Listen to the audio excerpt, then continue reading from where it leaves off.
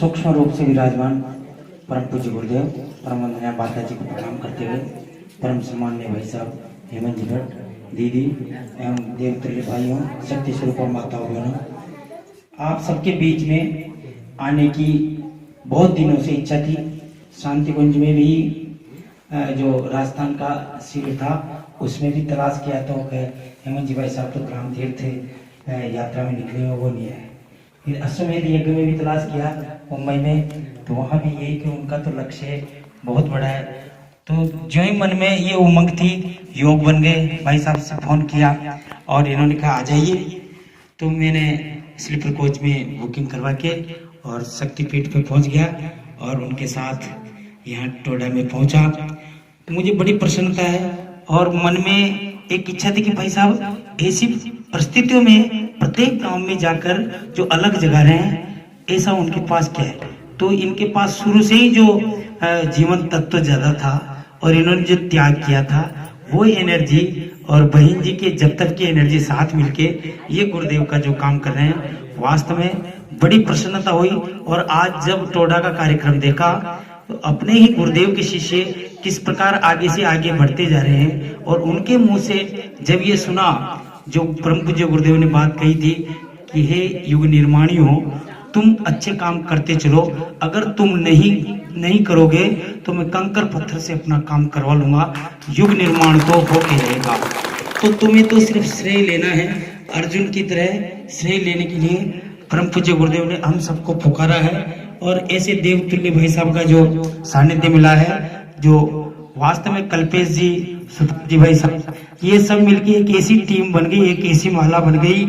मुझे तो एक बात याद आती है, युग धर्म निभाने को जो भी अकुलाता है, युग धर्म निभाने को जो भी अकुलाता है, उस जागृत आत्मा को महाकाल बुलाता है, उस जागृत आत्मा को महाकाल बुलाता है। और भाई साहब के आने से पहले 2-3 घंटा पहले मैं यहाँ आ चुका और इस गांव के सभी जनों का व्यवहार ऐसा लगा और हम सब ने बैठ के लगभग 10-12 व्यक्ति थे, हमने एक चर्चा की, ईश्वर कौन है, कहाँ है, कैसा है। इस बिंदु पर सबके विचार सुने और लास्ट में जो निष्कर्ष निकला, परम पूज्य गुरुदेव यही चाहते हैं कि आप सब पूर्व जन्मों में उनके साथ रहे, रीछ वानर है और उस राख पे, अंगारे पे राख छाई हुई है। थोड़ा सा भाई साहब जागृत करेंगे और परम पूज्य गुरुदेव की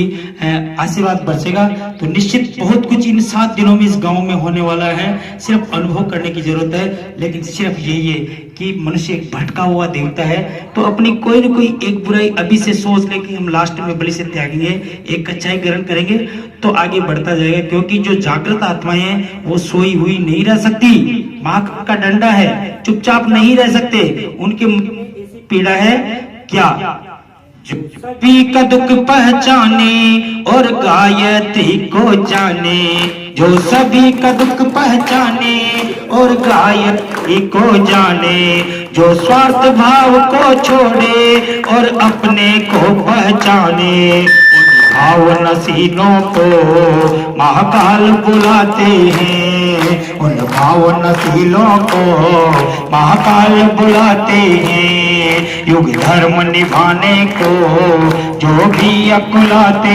हैं, उस जागृत आत्मा को महाकाल बुलाते हैं। और इस दुनिया की जो आपाधापी है उसी में काम करना है। कोई कहे ना बाद में बुढ़ापे में कर लूंगा, तो परम पूज्य देव ने कहा है कि जो जवानी में दोष दुर्गुण बचा रहता है वही मान है, बुढ़ापे में तो भेड़िया भी संत हो जाता है। क्योंकि जब स्त्रियां जवाब दे जाती है, हमारे घर में तो पीपे में आटा ही नहीं है और ये मेरे व्रत है, उपवास है, नहीं, हमारे समय रहते हुए, हाथ पैर चलते हुए अगर परमात्मा का काम किया तो लबालब कर देंगे आशीर्वाद से।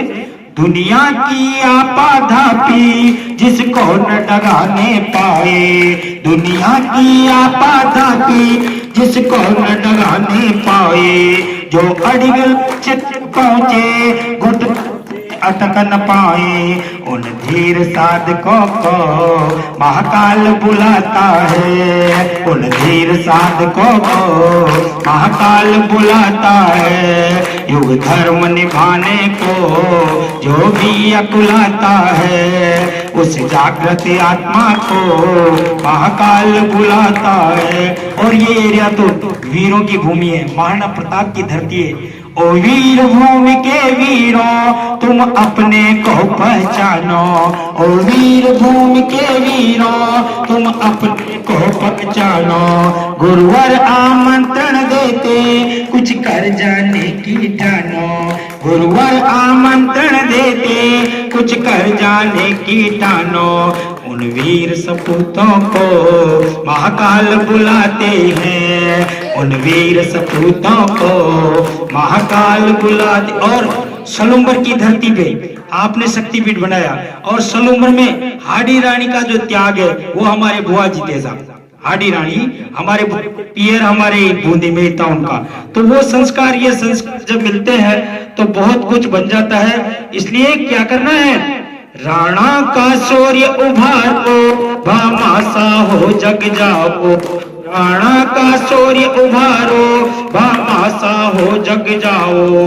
मीराबाई के स्वर में अच्छाइयां तुम फैलाओ, हर प्रतिभाशाली को महाकाल बुलाता है, हर प्रतिभाशाली को महाकाल बुलाता है। युग धर्म निभाने को जो भी अकुलाता है, उस जागृत आत्मा को महाकाल बुला। और सबसे बड़ा त्याग करने की क्या जरूरत है, अहम भाव।